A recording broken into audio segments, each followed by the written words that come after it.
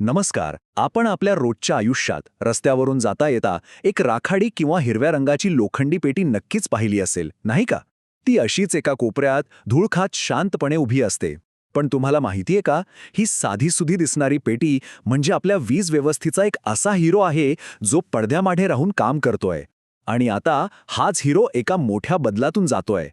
कधी विचार केला आहे का की रस्त्याच्या कडेला किंवा त्या विजेच्या खांबावर बसवलेली ती पेटी ती आपल्या घरात, आपल्या मोबाईल चार्जरमध्ये, आपल्या अख्ख्या आयुष्यात वीज आणते तरी कशी? चला, आज या साध्या दिसणाऱ्या पेटीमागचं सगळं रहस्य उलगडून टाकूया. ठीक आहे, तर आजच्या आपल्या या प्रवासात आपण 5 महत्त्वाचे टप्पे बघणार आहोत. सगळ्यात आधी आपल्या विजेचा मूळ आधार काय आहे ते समजून घेऊ. मग ह्या पेटीच्या आत नक्की काय आहे ते बघू. त्यानंतर तिची वेगवेगळी रूपं कोणती आहेत ते पाहू. मग नवीन ऊर्जा म्हणजे सोलर आणि ईव्हीमुळे काय आव्हानं उभी राहिली आहेत त्यावर बोलू. आणि शेवटी ही साधी पेटी एका स्मार्ट नोडमध्ये कशी बदलतीये हे पाहूया. चला तर मग आपल्या पहिल्या मुद्द्यापासून सुरुवात करूया. बघा, जिथे वीज तयार होते ना, तिथून आपल्या घरापर्यंत येताना तिचा दाब प्रचंड असतो. म्हणजे साधारणपणे 11,000 ते 33,000 व्होल्ट.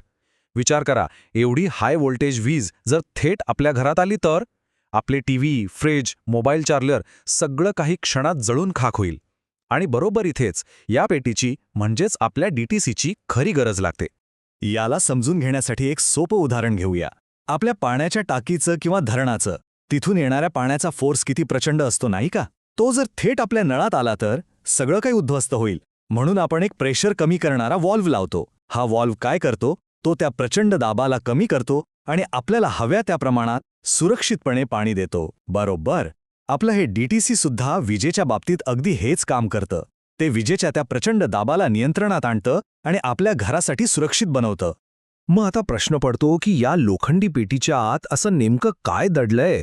बाहेरून तर ती एकदम शांत दिसते, पण आतमध्ये विजेचा दाब कमी करण्याची एक जबरदस्त आणि अचूक प्रक्रिया 24 तास सुरू असते. चला एक नजर टाकूया. तर ह्या उपकरणाला आपण डिस्ट्रीब्युशन ट्रान्सफॉर्मर सेंटर किंवा डीटीसी म्हणतो. ह्याचं काम फॅरेडेच्या एका अगदी सोप्या नियमावर चालतं. नियम काय म्हणतो की विजेमुळे चुंबकीय क्षेत्र तयार होतं आणि चुंबकीय क्षेत्रामुळे वीज.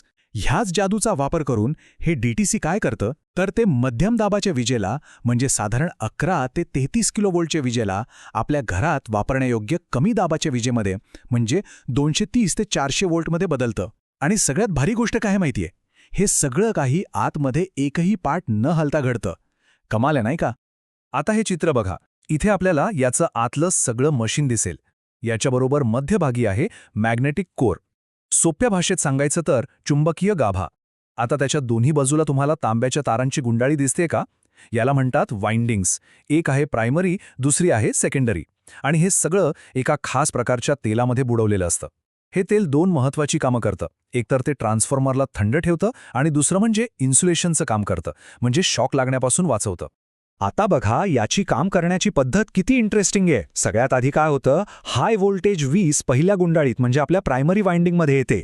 यामुळे काय होतं, एक शक्तिशाली चुंबकीय क्षेत्र म्हणजे मॅग्नेटिक फील्ड तयार होतं.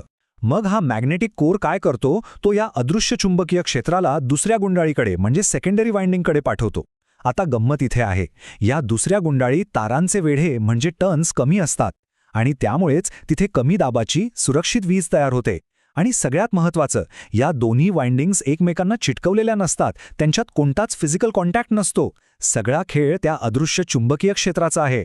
बरं, आता एक प्रश्न. हे जे डीटीसी आहेत ते सगळीकडे एकसारखे का दिसत नाहीत? म्हणजे गावात वेगळे दिसतात, शहरात वेगळे, असं का? याचं कारण सोपं आहे. त्यांचं डिझाईन हे तिथली जागा कशी आहे, लोकांची गर्दी किती आहे आणि सुरक्षितेची गरज काय आहे या सगळ्या गोष्टींवर अवलंबून असतं. जसं की आपण ग्रामीण भागात बघितलं तर तिथे जागा भरपूर असते. त्यामुळे तिथे खांबांवर बसवलेले म्हणजे पोल माउंटेड डीटीसीज वापरले जातात. याचा फायदा काय तर पुराचं पाणी वगैरे आलं तरी ते सुरक्षित राहतात. याउलट शहरांमध्ये बघा, तिथे जागेची खूप चणचण असते. त्यामुळे जमिनीवर पेटीसारखे बसवलेले पॅड माउंटेड डीटीसीज दिसतात. हे जास्त सुरक्षित असतात कारण ते पूर्ण बंदिस्त असतात आणि दिसायलाही बरे वाटतात. आणि आता विचार करा मुंबई दिल्लीसारख्या मोठ्या शहरांचा. तिथे तर जमिनीवर इंचभरी जागा शिल्लक नसते. मग तिथे काय करतात? तिथे वापरले जातात सबमर्सिबल डीटीज. नावाप्रमाणेच हे अक्षरशः पाणबुडीसारखे काम करतात. यांना रस्त्याच्या खाली बसवतात आणि समजा पावसामुळे पाणी साचलं ते पूर्णपणे पाण्याखाली बुडाले तरीही ते आपलं काम चोख बजावतात. वीज पुरवठा खंडित होत नाही. आहे की नाही कमाल? तर हे डीटीसीचे वेगवेगळे प्रकार अनेक दशकांपासून आपलं काम अगदी व्यवस्थित करत आले आहेत. पण आता हीच आपली जुनी भरवशाची व्यवस्था एका नवीन आणि अनपेक्षित संकटात सापडली आहे. आणि गंमत म्हणजे हे संकट आपणच उभं केलंय. कसं? तर इलेक्ट्रिक गाड्या आणि सोलर पॅनेलच्या रूपात. हो, हेच ग्रीन तंत्रज्ञान आता आपल्या जुन्या डीटीसीची अक्षरशः परीक्षा घेत आहे. हे चित्र बघा, यावरून सगळी कल्पना येईल. पूर्वी आपली वीज व्यवस्था कशी होती? एखाद्या वन वे रस्त्यासारखे. म्हणजे वीज केंद्राकडून वीज निघायची आणि थेट आपल्या घरापर्यंत यायची.